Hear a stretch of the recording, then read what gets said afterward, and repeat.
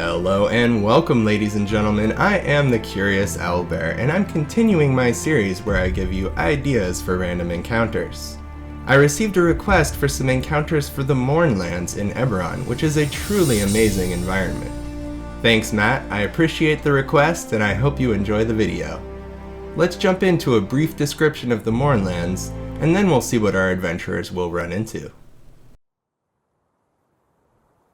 Once a beautiful land and mighty culture, Syr was a leader among nations in the kingdom of Galifar in Eberron. It was home to a variety of artists, craftsmen, and manufacturers.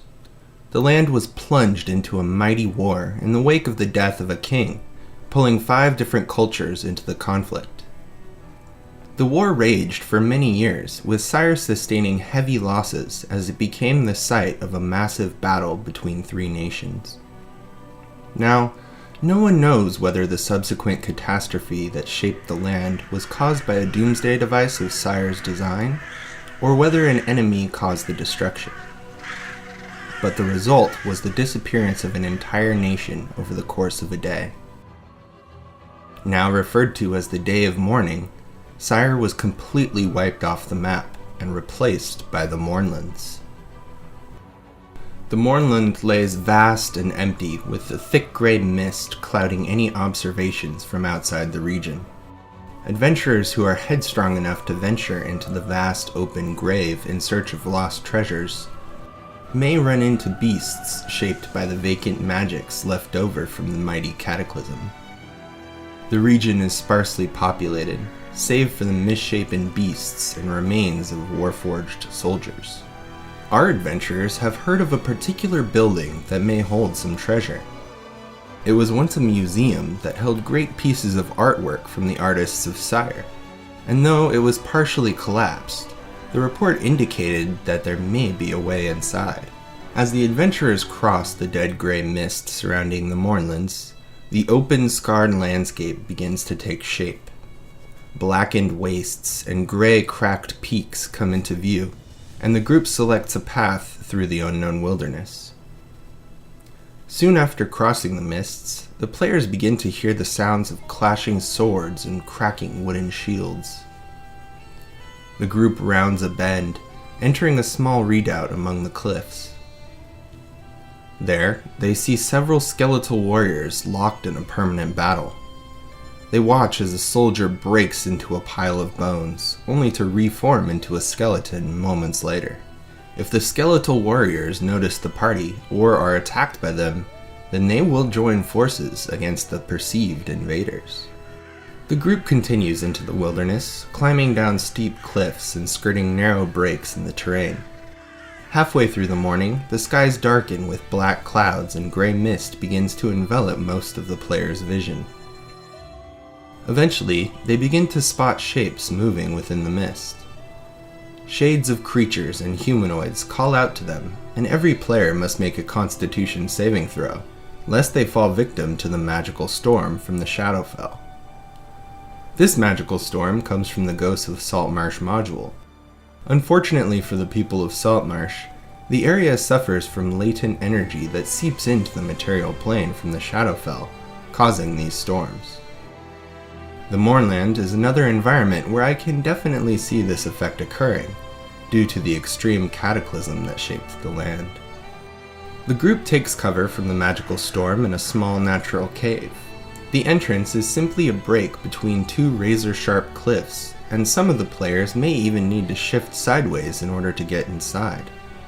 After an hour or 2 of sheltering from the storm, there is a lightning strike nearby, and rocks tumble down the cliffside, making contact with the roof of the cave.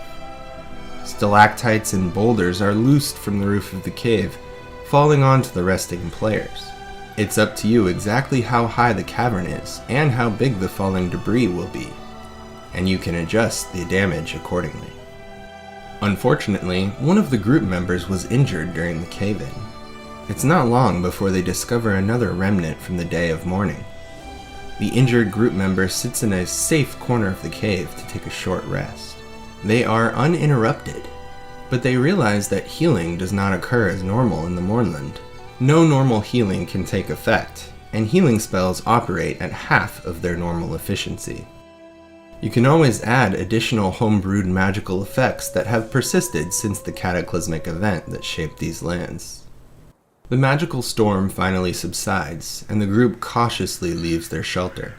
They journey on in the direction they believe the museum to be. Eventually, they come to a rather large lake, in spite of the fact that they have not seen standing water since they entered the Mournland. The water is clear and blue, which may be unexpected in this barren, dusty landscape. If the players investigate the area, they may locate an overturned fountain which consistently pours water into the lake. This fountain was once the center of the town square, and it constantly pulls water in from the elemental plane. During the cataclysm, it was overturned, remaining in this state for hundreds of years, creating this lake. The group reaches a very high cliff overlooking the dilapidated structure that they had hoped to find. They begin to hurry onwards, but the cliff is incredibly steep and will be very difficult to climb, even with the proper gear. And, unbeknownst to the group, there are a myriad of glass-like sharpened rocks lying in wait at the bottom, out of the player's vision. If any of the players slips, or if one of their holds fails, they will fall onto these sharpened rocks. You can decide exactly how you want to handle the cliff, but it may also be fun to combine the cliff encounter with something like a magical storm that could further limit the vision of the players. Finally, the group arrives at the ancient Syrian Museum. The tall tower that once rose to a height of 50 or 60 feet is now broken and resting on the northeastern corner of the building. It smashed through the roof of the building, partially collapsing it. The group searches for an entrance, locating a set of golden doors. But unfortunately, they're locked and barred from the inside. The group will need to locate a secret entrance, or make their own way in order to receive the treasures inside. Unfortunately for the group, they're being watched as they search. A pack of wolves utilize the darkness to move closer to the group. They've been stalking the group ever since they caught the invaders' scent on the wind. These wolves have been changed by the Mournlands, mutating in size and shape. They are the size of an average grizzly bear, weighing over 800 pounds or 362 kilograms, and they sport a second row of razor-sharp teeth. The wolves wait for an opportune moment, or for an unsuspecting target to present itself. Then they attack as one. The group successfully deals with the pack of wolves and locates an entrance to the museum. They achieve whatever goals they were assigned, collecting as many valuables as they can carry. Exiting back into the wilderness, they are once again met with the artificial lake. As they maneuver around it, the water in the center of the lake begins to stir. The group watches in horror as a skeletal dragon rises from the lake. Remnants of a dark gray hide hang from its bony wings, and it reveals sets of pointed claws. Now, you may be saying to yourself that there aren't any skeletal dragons in official publications, but instead you can utilize the Dracolich stat block. It's up to you whether you'd like to have this creature tethered to a phylactery, such that it will not actually be vanquished upon its death. In this case, the soul would flee to the hidden phylactery, where it would wait for another suitable vessel. Otherwise, this can simply be a dragon that perished during the day of mourning, and the persistent magic of the Mournlands have sustained it over the centuries. The group continues retracing their steps on the way out of the Mournlands. Just as they begin to see the bank of dead gray mist on the outskirts of the region, they also begin to hear the sounds of mechanical objects moving nearby. The group hides, attempting to sneak up on whatever is making the sounds. Peering over the edge of a cliff, the group spots a band of Warforged moving across the wastes. Each Warforged is equipped with bladed arms, and there is no sign of anyone in control of these mechanical soldiers. They are also left over from the great wars that raged across the landscape. While Warforged are relatively common in Eberron, and are actually a playable race, Warforged who are free from the control of another creature are rarer to encounter. It's up to the group to decide whether they want to engage these humanoid constructs. And that brings us to the end of our encounters for the Mournlands. I hope you enjoyed this brief glimpse into Eberron and the awesome landscapes it can provide. I had an amazing time playing in a one-shot in Eberron last year on One Crit Wonder's Twitch stream.